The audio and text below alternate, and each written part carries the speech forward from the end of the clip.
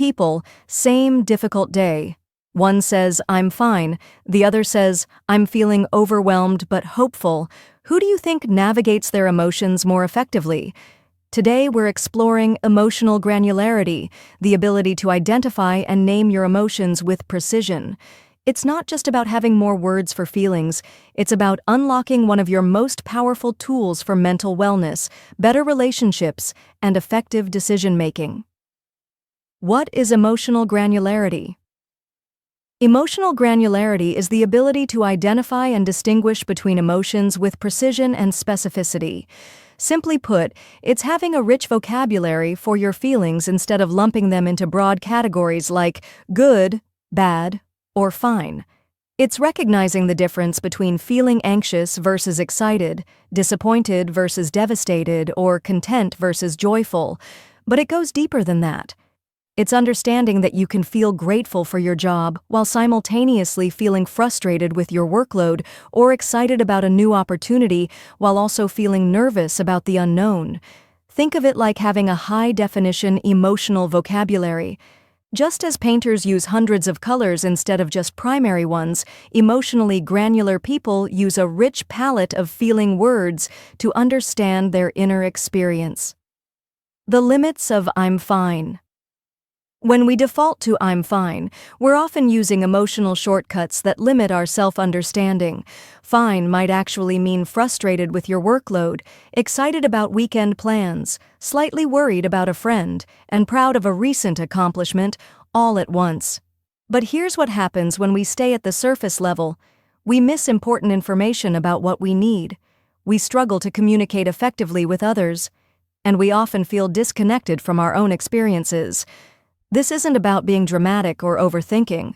Research consistently shows that people with higher emotional granularity make better decisions, have stronger relationships, recover more quickly from difficult experiences, and report greater life satisfaction. They're not more emotional, they're more emotionally intelligent. The science behind emotional granularity. Neuroscience reveals fascinating insights about emotional granularity. When we name emotions specifically, we activate our prefrontal cortex, the brain's regulatory center. This process, called affect labeling, literally calms our emotional responses and enhances our ability to think clearly. Dr. Lisa Feldman Barrett's research shows that people with higher emotional granularity have better emotional regulation, less anxiety and depression, and even drink less alcohol when stressed. They're also more successful in therapy and show greater resilience during difficult life transitions. Here's why. When you can distinguish between feeling overwhelmed by too many commitments versus disappointed in yourself for saying yes when you meant no, you can address the specific issue rather than just feeling generally bad. This precision leads to more effective coping strategies and clearer communication with others. Practical strategies for building emotional vocabulary. Building emotional granularity is a learnable skill that strengthens with practice. Here are 4 practical strategies you can start using today. First, expand beyond basic feeling words. Instead of stressed, try stretched thin. Pressured, overwhelmed by competing priorities, or energized but scattered. Instead of happy, consider content, elated, peaceful, or proud. Second, notice the stories your emotions tell. Feeling irritated might signal that your boundaries need attention. Restless might indicate you're ready for growth or change. Melancholy might reflect a need for connection or meaning. Third, practice the "and" approach. You don't have to choose one emotion.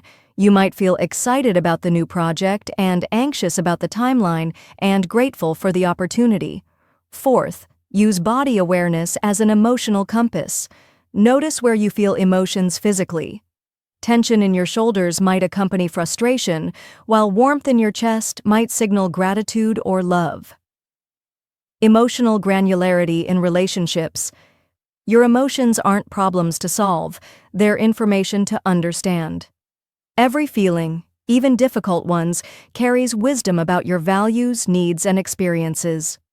Starting today, challenge yourself to move beyond fine. Notice the richness of your emotional experience. Your emotional granularity is both a personal strength and a gift to others. When you name your feelings with precision, you create space for deeper, more authentic connections and more effective self-care. What emotion are you feeling right now that deserves a more specific name? Start building your emotional vocabulary today. Share this video with someone who could benefit from deeper emotional awareness.